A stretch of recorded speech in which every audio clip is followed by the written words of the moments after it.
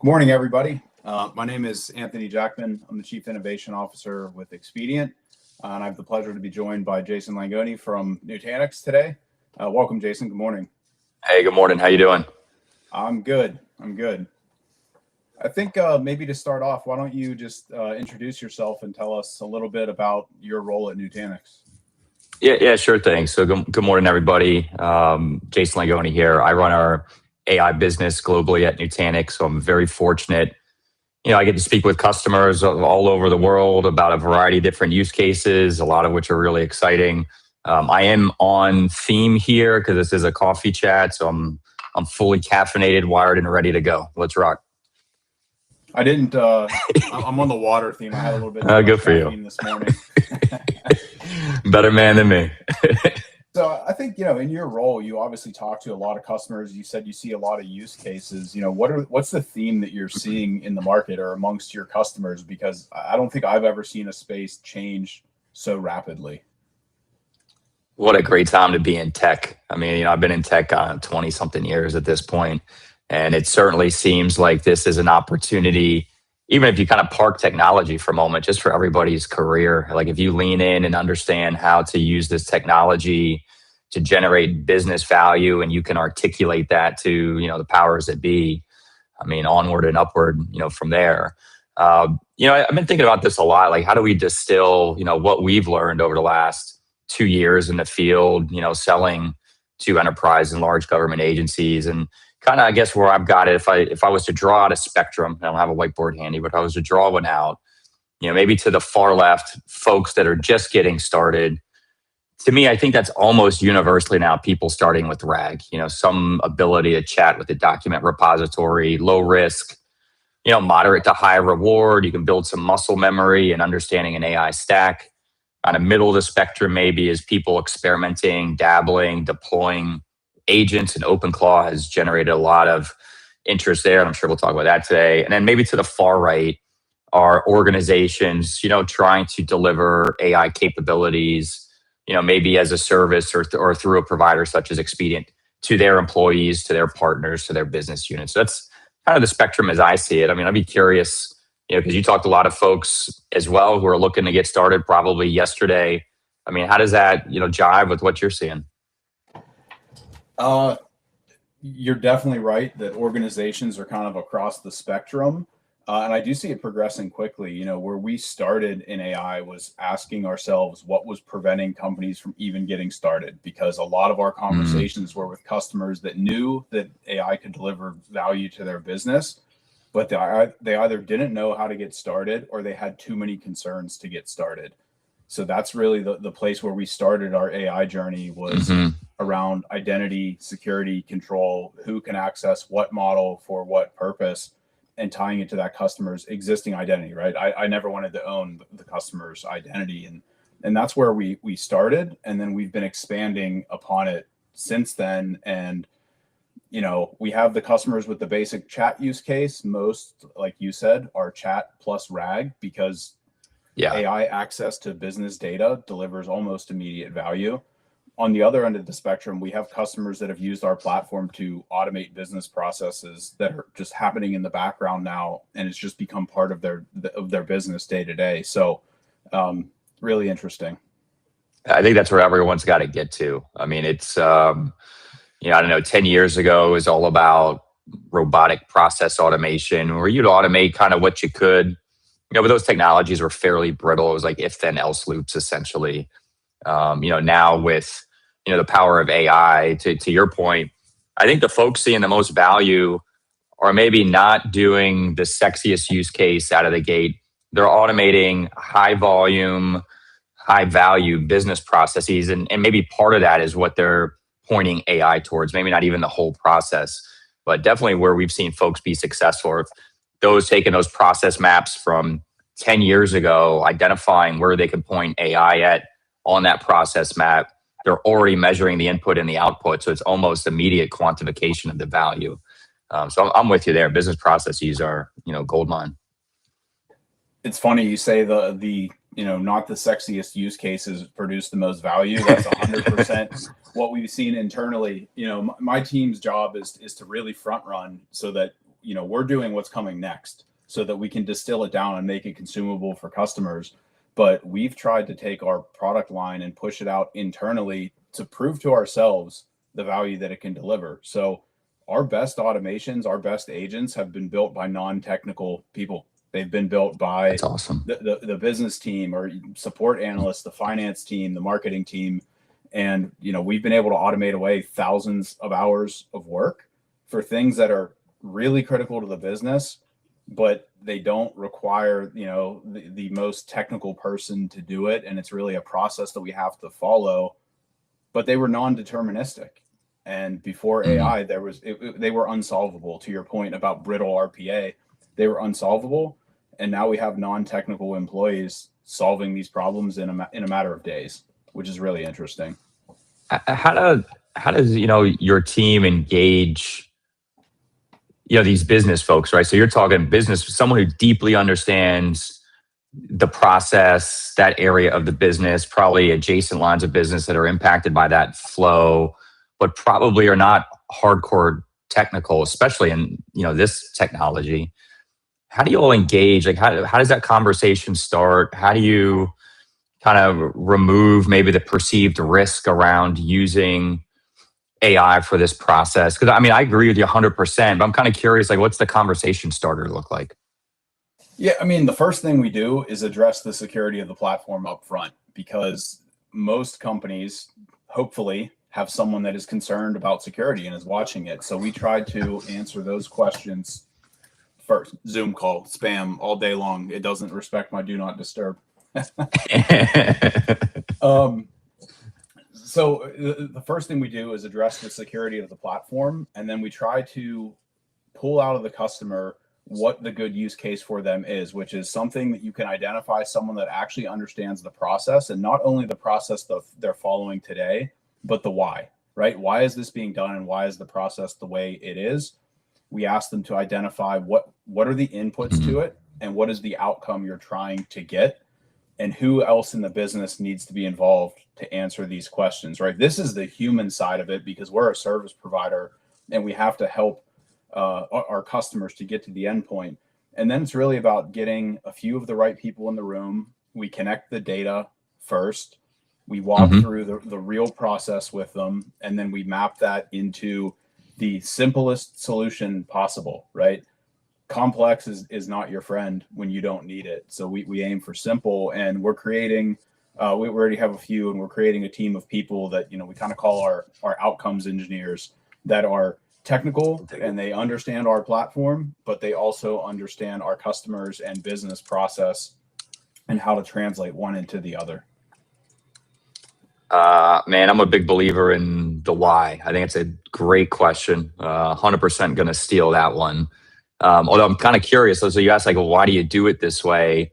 Do you ever get, I don't know, that's like the way it's done. Like, do you get anyone re-architecting, or at least re-architecting part of a process once you start talking about the why? That's an interesting question.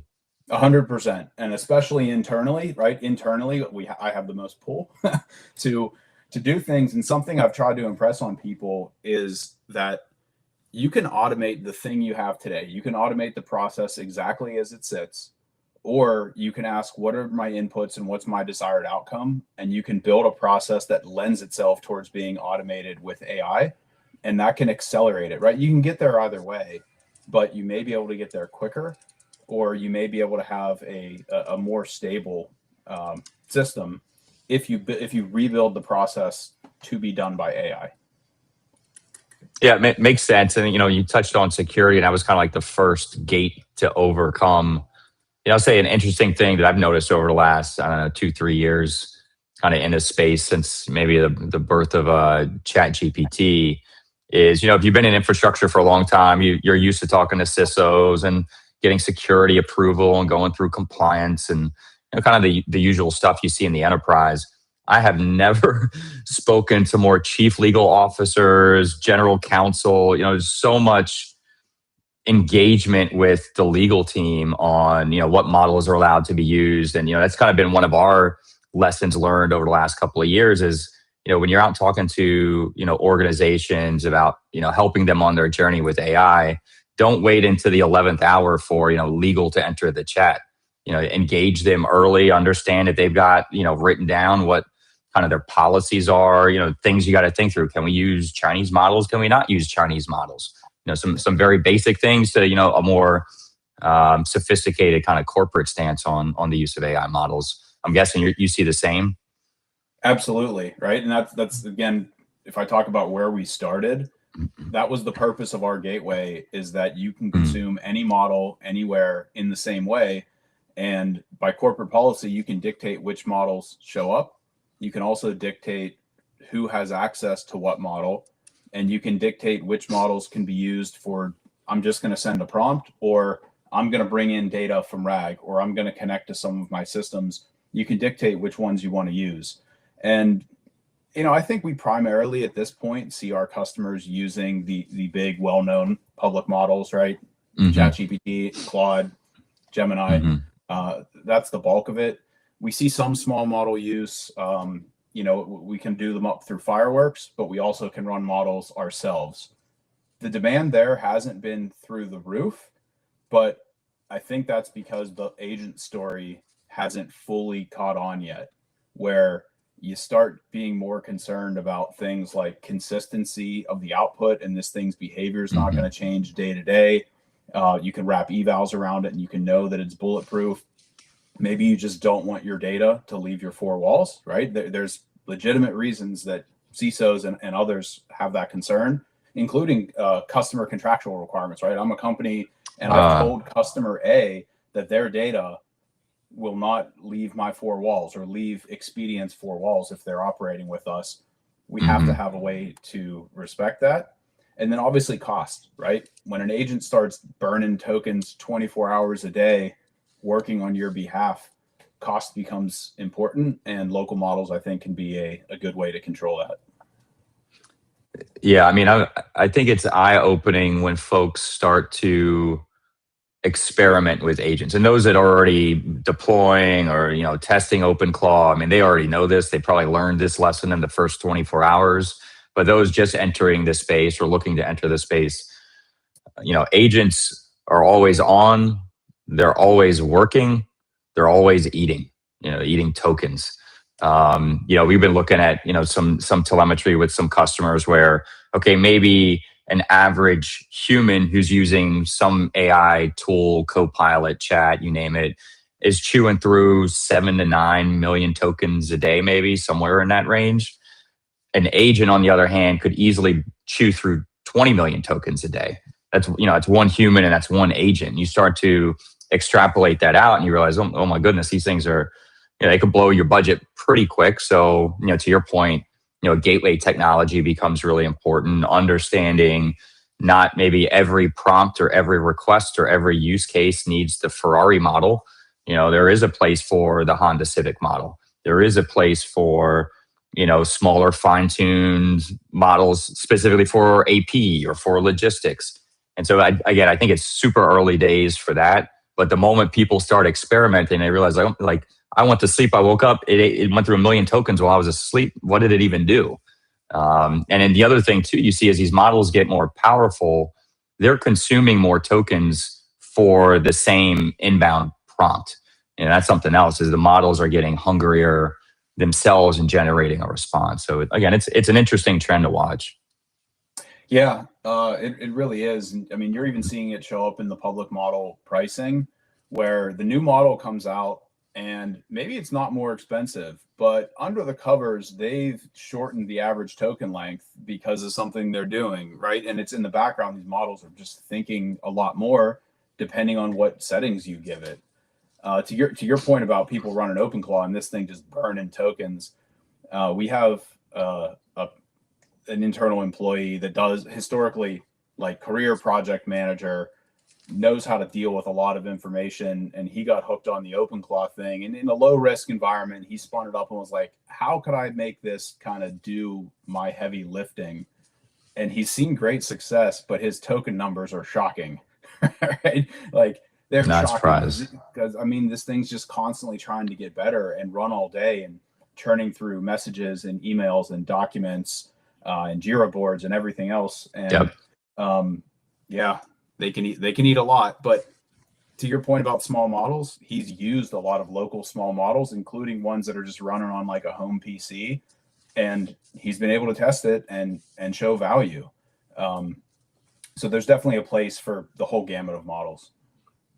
Yeah, no, for sure. Again, it's something people, I think, maybe it's hard for them to grasp until they're in the space. But then once, once they just stand up their first agent or, deploy OpenClaw for the first time, they realize that, yeah, this stuff will chew through tokens. To your point, frontier model price per million token might stay the same, but the amount of tokens to generate the same output, arguably with better quality, goes up because, again, it's chewing through more tokens. I think you guys are in a really interesting spot because you read a lot now.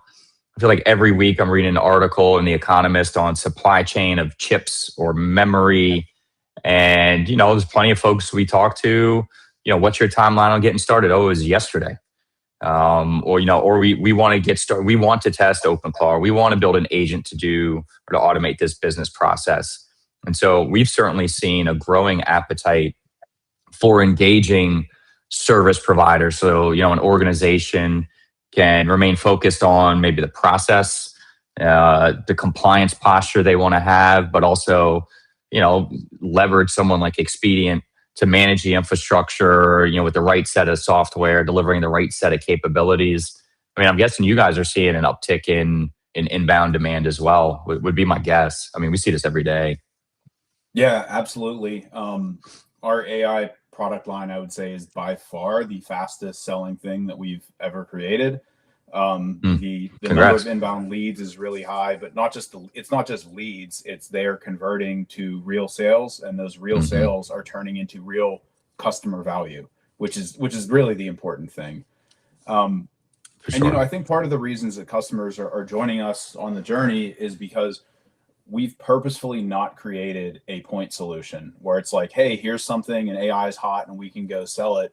We've considered the whole story up front, and again, addressed identity, security, control, observability, and everything we started with carries through to the next step. And it goes from chatbot to I've got a bunch of agents and I'm running local models in Expedient's infrastructure on Nutanix software right alongside the rest of my workloads.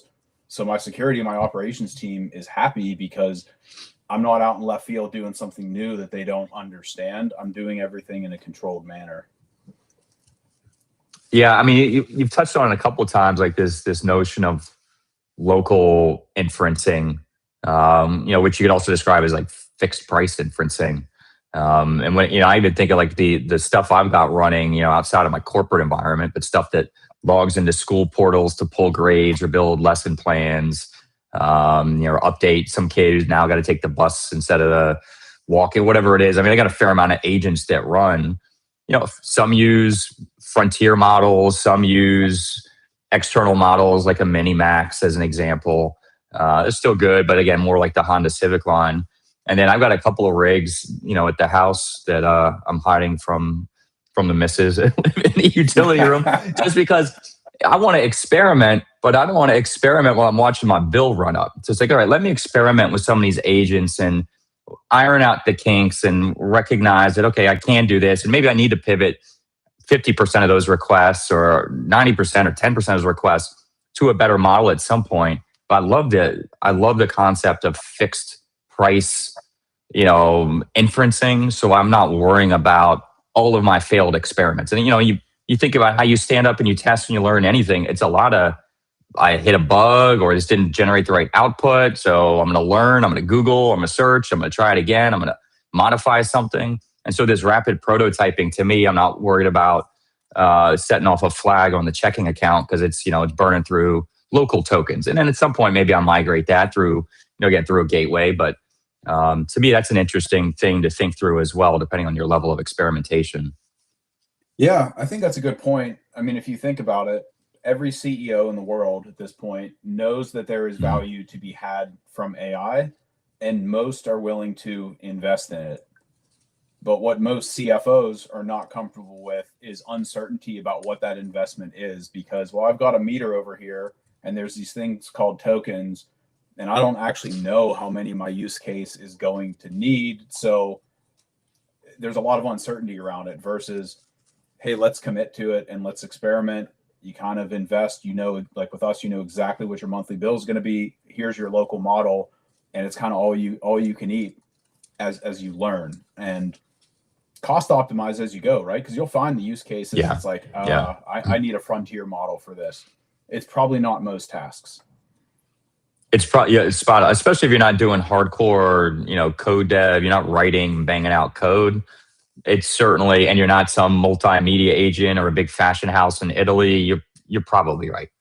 They're nice to have. They're nice to tap into. I mean, we all use them, but can you use them when you need them versus just defaulting, to them? And I will say, even, one of the trends we've seen even over the last 3 months, I feel like everybody I talk to now has an Anthropic subscription or is about to sign an Anthropic subscription, which this time last year, it seemed like it was mostly OpenAI, and some Gemini, and, I like, Gemini as well. But Anthropic really seems to be picking up steam. Again, I don't know if you're seeing the same thing. Maybe it's just some isolated data points we're seeing, but it does seem very popular, their models.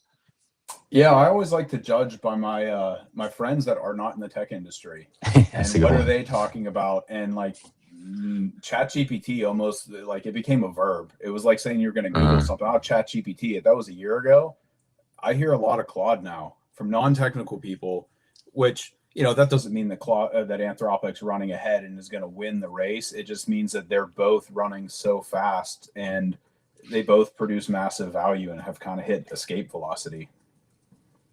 Yeah, I like that perspective a lot, because, you and I, we wake up, we're thinking tech, probably thinking experiments we were, thinking about when we went to sleep. But, folks that are, truly business users, what are they using? I mean, I do think that's a good bellwether. Looking through these questions, which are really good questions that just popped up. The first one, curious, how many new models do you see coming available? And how do you decide when to add them to your environment? I'll toss over to you on like how often you'll update your environment, Anthony. But I will say I'm testing a new model.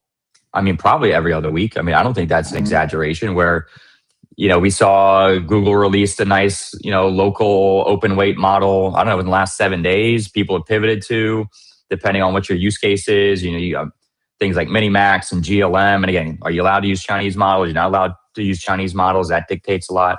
But the pace of innovation and new model development and new model versioning is ridiculously fast. So maybe, Anthony, how do you decide, when it makes sense to add one into the Expedient environment? Or is that not even something you have to think through all that much with Gateway?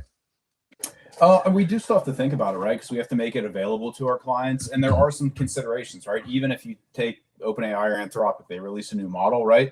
There are considerations to make sure that our gateway is interacting with it in the most efficient manner, right? That somehow caching didn't break, right? You wouldn't want to break caching. Yeah. So there's some considerations, but yeah, we stay up to date. The team is aware of everything that gets released, and then they push them out.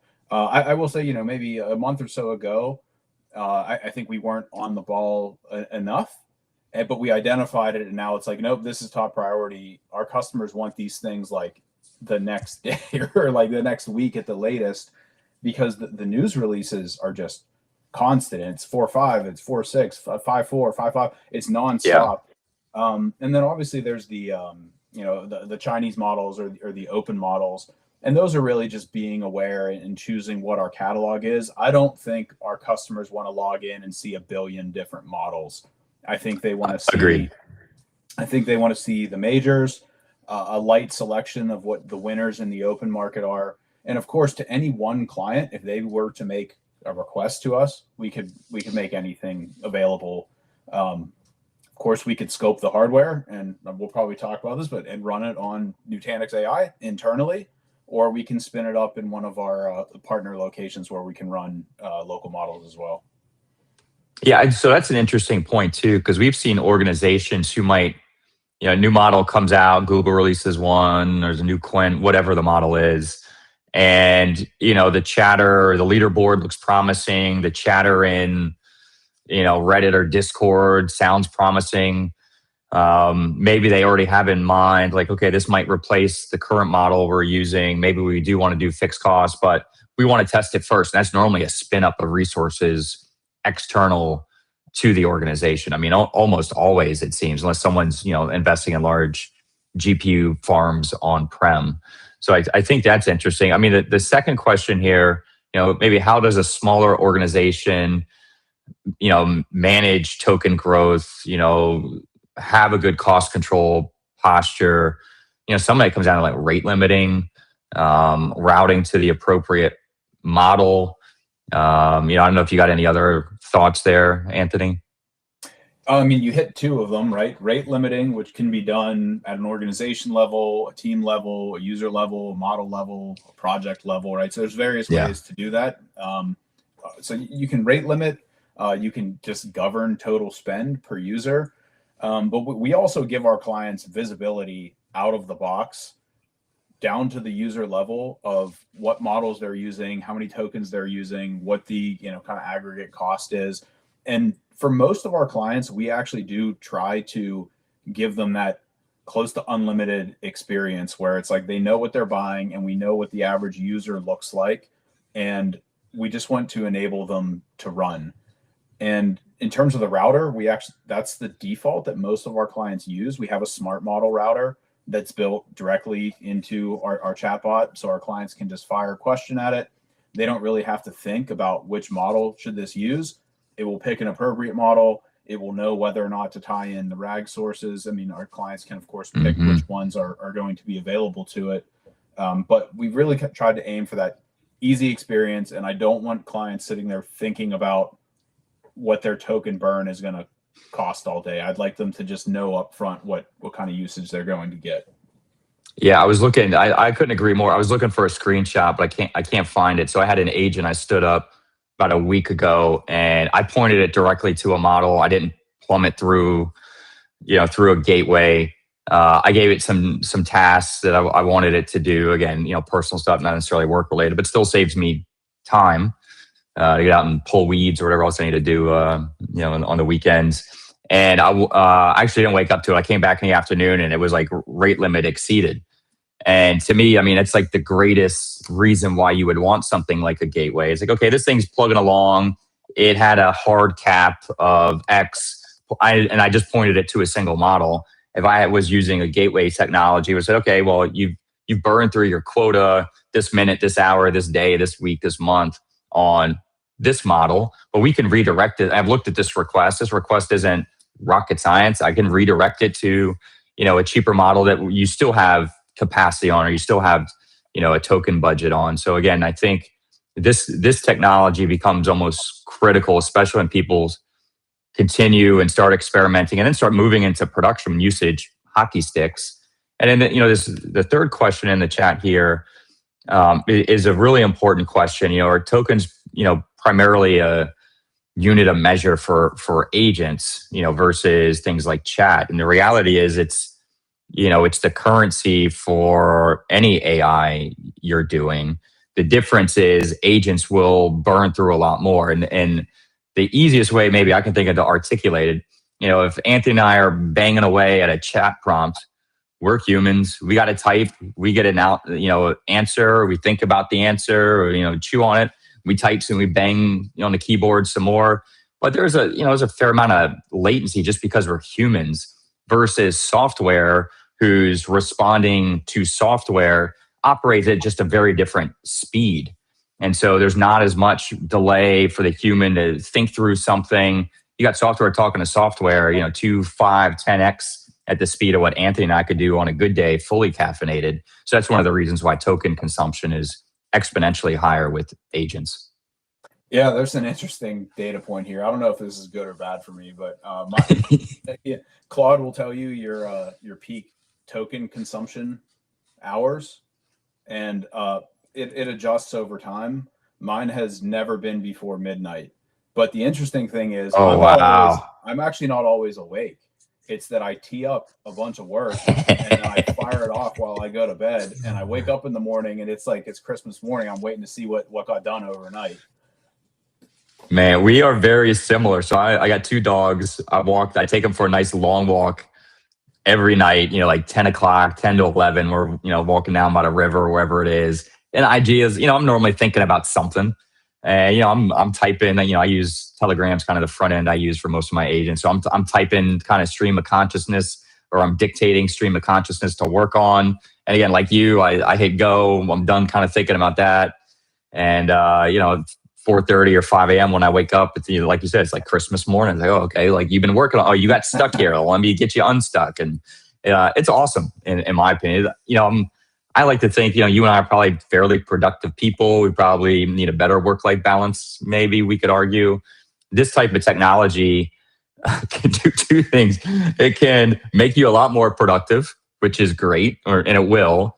But also, I'm trying my very best to help me get a little more balance, just free up some time, like stuff I shouldn't be doing on a Saturday. I should be hanging out with my kids at the park or at a basketball game or whatever. So like, can I get some of the more mundane things done with these agents that, it cost me 75 cents for that run, or $1.14 or $3, but it was worth it because now I have this hour free to go, again, do something in the yard, do something with the family, whatever. Yeah, look, man, I've never been the person that like had to purposefully hide my phone. Like I don't have a social media addiction, and like if someone can't contact me for a while, I don't care. That's kind of changed because I connected all my agents to be able to notify my phone and to be able to command them remotely. Uh-oh. Did we just lose Anthony, or did I drop? I think one of the agents didn't appreciate that comment. I don't know. If someone can drop in the chat if you can hear me. I don't know. Let's see. Julie is typing. What do you got, Julie? Did we lose me, or did we lose Anthony to one of his agents? My bet is the latter.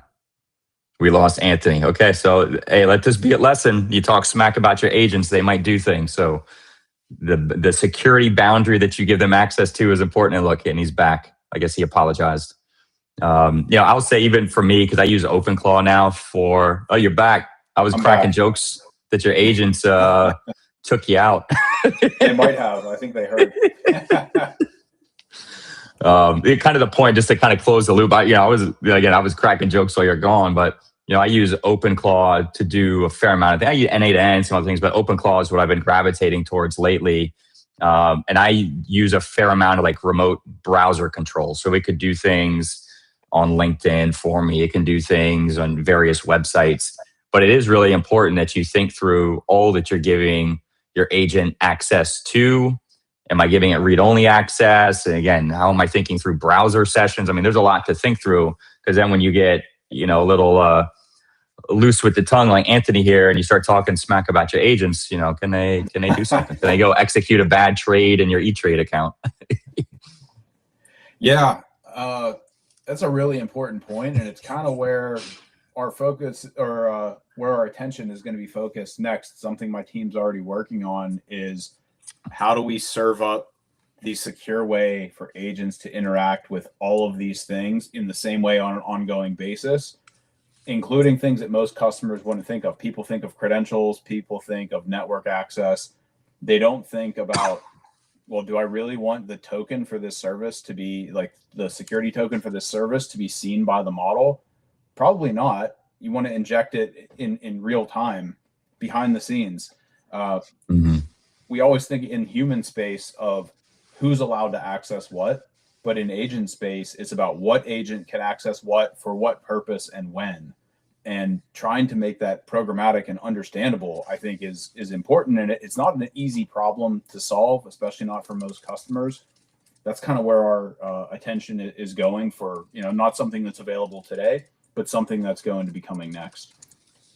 Yeah, I'm with you there. I mean, it definitely is the context or the construct of security has changed, because again, it's to your point, even like what agents can talk to what other agents and for what purpose. It's almost like in kind of in the security space or in the intelligence space, access is you have the right clearance, but you have need to know as well. Like the clearance alone doesn't get you access to the file or access to that room or access to the meeting. There has to be a need to know.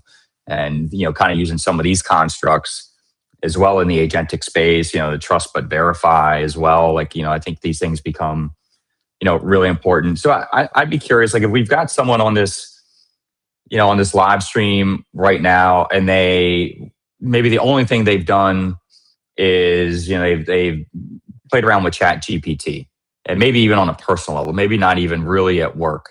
Like, do you have a recommendation on someone, again, who's been reading about it? Maybe their organization is about to take their first step on what a constructive, safe, economically viable first step is for an organization, kind of standing at the edge, or about, their toes are just in the pool, ready to jump in. You have an idea what that right first step is for someone like that? I think I have two answers. I mean, I think there's the just simple answer for a person that wants to understand more and understand what's capable. Download, get Claude or ChatGPT and bounce into code or even just in the app and ask it to build a simple application for you. This isn't something you're going to carry forward to your organization, but can help you to understand a little bit of what's really possible to unlock more ideas. From a business standpoint, right? When someone runs and just does something like that on their own, Skunkworks project, it's great for learning. It doesn't necessarily help the organization because they're going to immediately ask about security, observability, control, all of these things. Mm-hmm. And that's really what reach out to Expedient and let's have a conversation so that we can give you the tool set that solves for all those problems so you can go work on what's interesting, because there's nothing interesting for most people about trying to build a security framework or observability for how everyone's interacting. Like, that's not what's interesting to people. So let us solve the unsexy stuff for you and let you go focus on business problems. I love this advice. I even realized myself as, I experiment and tinker and hobby.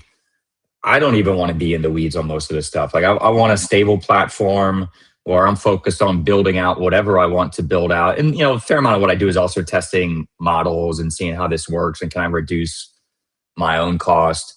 But the platform, managing containers, deploying or understanding the security framework, risk mitigation, guardrails. I don't want to do any of that. To me, that's not fun. I've got, married, I got 3 kids. I don't have infinite time. Like, all right, I got 2 hours a night to hobby or, play around with some stuff. I don't want to be trying to get something up and running that's, like substrate level in the platform. So I love that advice as well. Because I also think even if you're a technical person, if you spend a lot of time like building stuff you probably don't even need to worry about building, like low level, you'll get burnt out. You get burnt out because that stuff to me is not fun.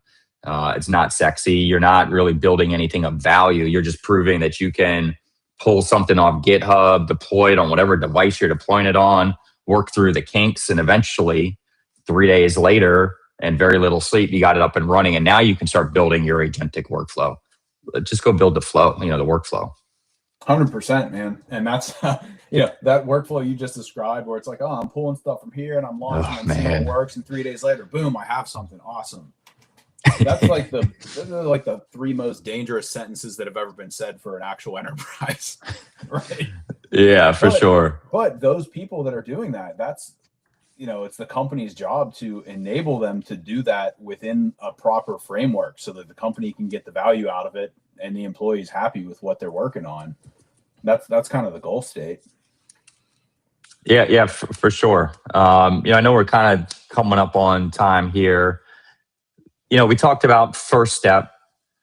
Something else I think that is important that again we've seen over the last couple of years is, okay, maybe your chain of command says, hey, we want to go, Anthony, go explore a use case or where we should get started. At some point, and here's a budget, here's a check. At some point, you've got to start showing quantifiable value. And maybe that's not even with the chat bot, excuse me, maybe you just assume, hey, that's an initial experiment we want to do, although I do think you could build a value framework around that.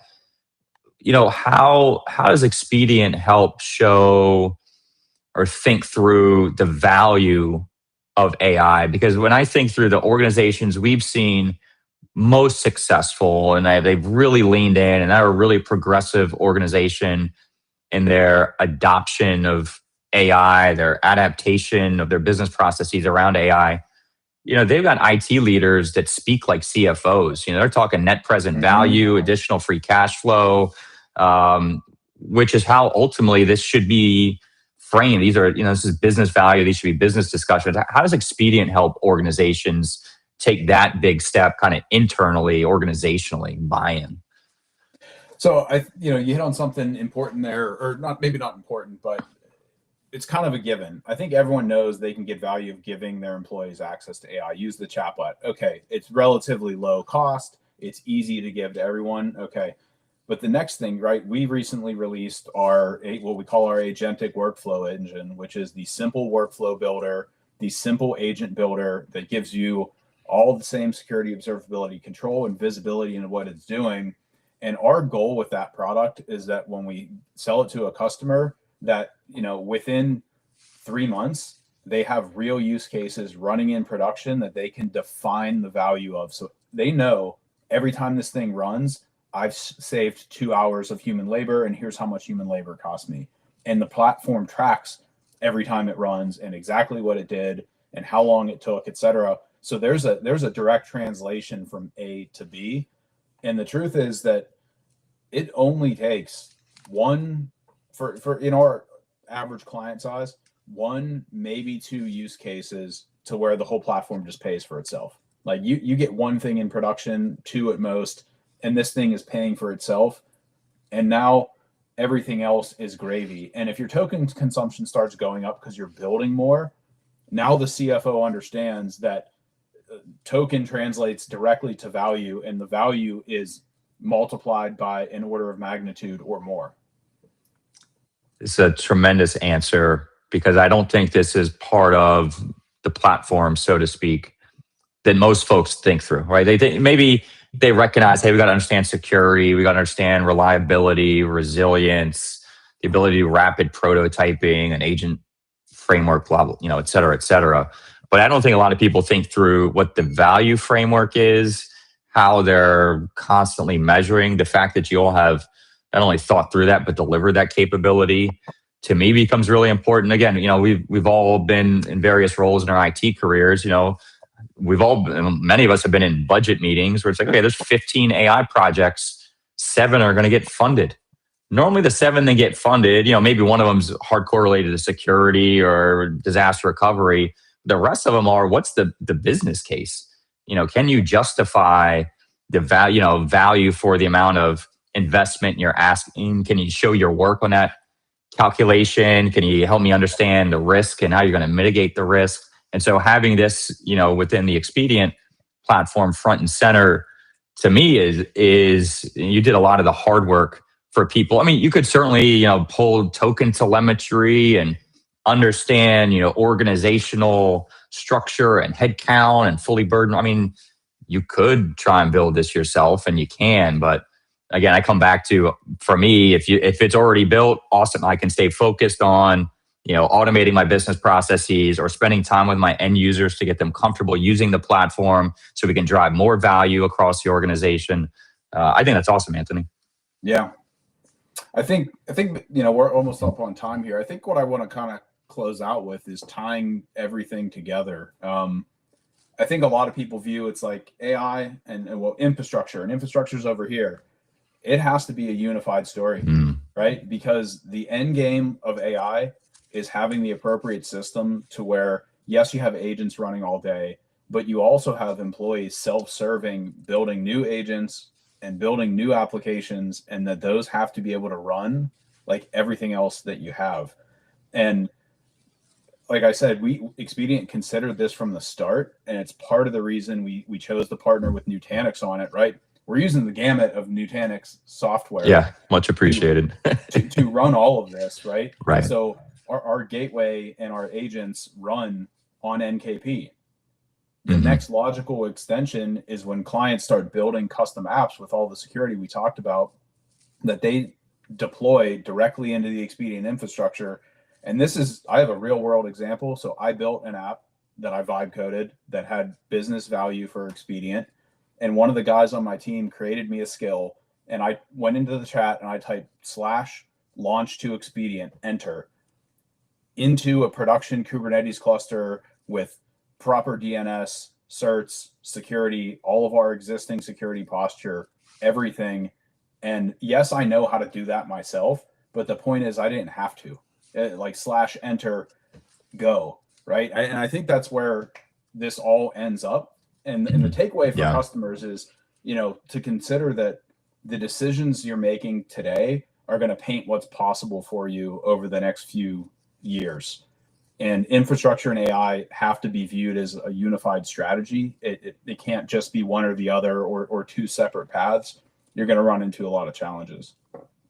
Man, I think that's a great way to end it. I think that's great advice. For everyone who's dialed in, it looks like I saw a message go across the bottom. I think everyone's getting coffee or something like that, something to that effect. So that's good. Anthony, I very much, appreciate the time. I very much value our partnership, and I always love talking shop with you because we both, I think, are a junkie for this stuff. So that's always a blast as well.